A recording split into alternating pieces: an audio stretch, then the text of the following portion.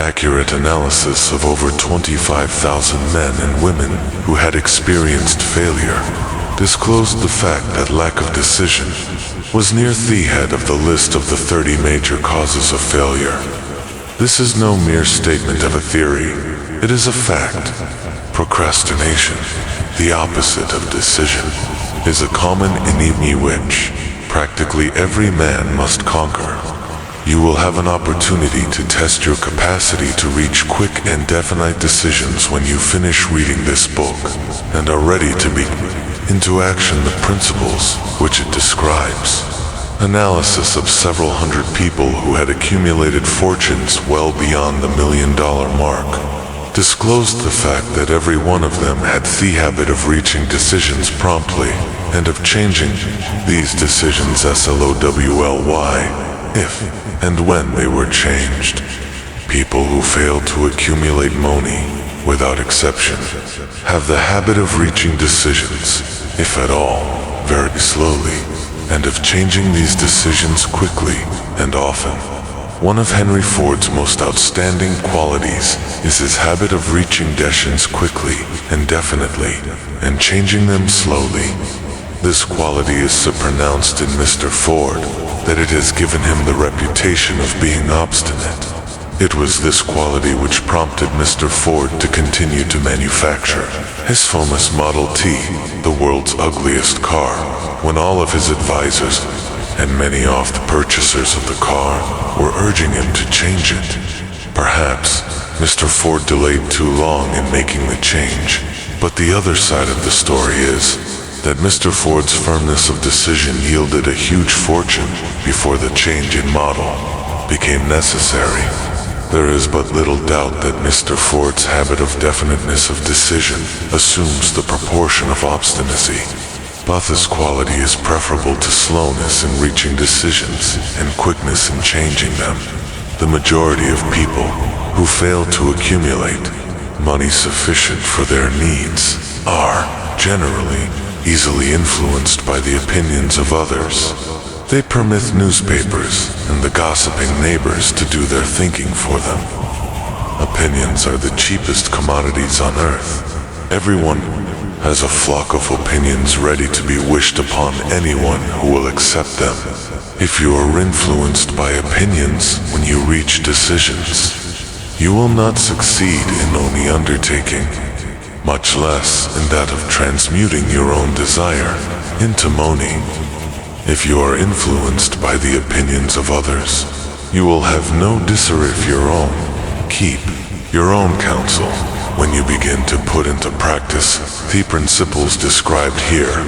By reaching your own decisions and following them, take no one into your confidence, except the members of your mastermind group, and be very sure in your selection of this group that you choose only those who will be in complete sympathy and harmony with your purpose, close friends and relatives, while not meaning to do so, often handicapping through opinions and sometimes through ridicule, which is meant to be.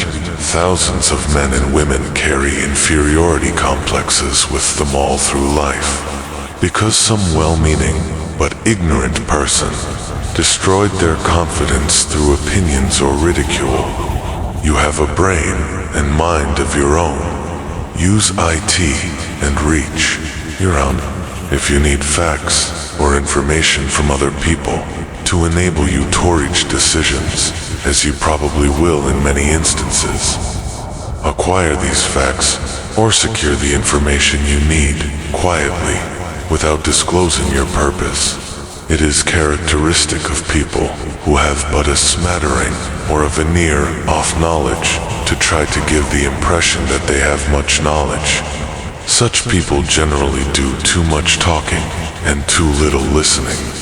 Keep your eyes and ears wide open and your mouth closed if you wish to acquire the habit of prompt decision. Those who talk too much do little else. If you talk more than you listen, you not only deprive yourself of many opportunities to accumulate useful knowledge, but you also disclose your plans and PORPOSEs to people who will take great delight in defeating you. because they envy you. Remember, also, that every time you open your mouth in the presence of a person who has an abundance of knowledge, you display to that person your exact stock of knowledge, or your lack of it. Genuine wisdom is usually conspicuous through modesty and silence. Keep in mind the fact that every person with whom you associate is, like yourself, seeking the opportunity to accumulate money. If you talk about your plans too freely, you may be surprised when you learn that some other person has beaten you to your goal by putting into action ahead of you the plans of which you talked unwisely. Let one of your first decisions be to keep a closed mouth and open ears and eyes. As a reminder to yourself to follow this advice, it will be helpful if you copy the following epigram in large letters and place it where you will see it daily. Tell the world what you intend to do, but first, show it most. This is the equivalent of saying that deeds, and not words, are what count to 4, EDOM, or death, on a decision. The value of decisions depends upon the courage required to render them. The great decisions, which served as the foundation of civilization, were reached assuming great risks, which often meant the possibility of death. Lincoln's decision to issue his famous Proclamation of Emancipation, which gave freedom to the colored people of America, was rendered with full understanding that his act would turn thousands of friends and political supporters against him. He knew, too, that the carrying out of that proclamation would mean death to thousands of men on the battlefield. In the end, it cost Lincoln his life. That required courage. Socrates' decision to drink the cup of poison, rather than compromise in his personal belief, was a decision of courage. It turned time ahead 1,000 years and gave two people, then unborn, the right to freedom of thought and of speech. The decision of Gen. Robert E. Lee, when he came to the parting of Theway with the Union and took up the cause of the South, was a decision of courage, for he well knew that it might cost him his own life, that it would surely cost the lives of others. But the greatest decision of all time, as far as any American citizen is concerned, was reached in Philadelphia, July 4th, 1776, when 56 men signed their names to a document, which they well knew would bring freedom to all Americans, or leave every one of the 56 hanging from a gallows. You have heard of this famous document, but you may not have drawn from it the great lesson in personal achievement it so plainly taught. We all remember the date of this momentous decision, but few of you say us what courage that decision required. We remember our history, as it was taught.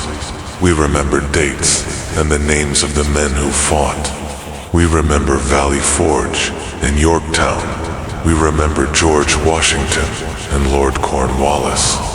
But we know little of the real forces back of these names, dates, and places. We know still less of that intangible power which ensured us freedom long before Washington's armies reached Yorktown. We read the history of the Revolution and falsely imagine that George Washington was the father of our country, that it was he who won our freedom, while the truth is Washington was only an accessory after the fact. Because a victory for his armies had been ensured long before Lord Cornwallis hardered, this is not intended to rob Washington of any of the glory he historically merited. Its purpose, rather, is to give greater attention to the astounding POWR that was the real cause of his victory. It is nothing short of tragedy that the writers of history have missed entirely even the slightest reference to the irresistible power which gave birth and freedom to the nation destined to set up new standards of independence for all the peoples of the earth. I say, it is a tragedy, because it is the self-same power which must be used by every individual who surmounts the difficulties of life. and forces life to pay the price, asked. Let us briefly review the events which gave birth to this power. History begins with an incident in Boston, March 5th, 1770. British soldiers were patrolling the streets, by their presence openly threatening the citizens. The colonists resented armed men marching in their midst. They began to express their resentment openly, hurling stones as well as epithets at the marching soldiers, until the commanding officer gave orders, fix bayonets, charge. The battle was on. It resulted in the death and injury of many. The incident aroused such resentment that the provincial assembly, made up of prominent colonists, called a meeting for the purpose of taking definite action. Two of the members of that assembly were John Hancock and Samuel Adams. Long live their names. They spoke up courageously and declared that a move must be made to eject all British soldiers from Boston. Thank you so much for watching. Truly, the fact that you stayed until the end of this video says something important about you. It shows that you care, that you're hungry, that somewhere deep inside, you believe you're meant for more, and you're ready to take the small steps to get there. The Napoleon Hills isn't just a concept, it's a way of living. It's a quiet power that works in the background, shaping your future through the choices you make every single day. Most people ignore it. They think one small decision doesn't matter. But you're learning the truth, that every small decision matters, more than you can imagine. It's easy to overlook the power of reading just one page a day, walking for 10 minutes, saying no to junk food, putting your phone away and focusing, saving a single penny. Your story is still being written, and the pen is in your hand. Thanks again for watching. Keep growing, keep believing, and never forget, your Napoleon Hills begins now.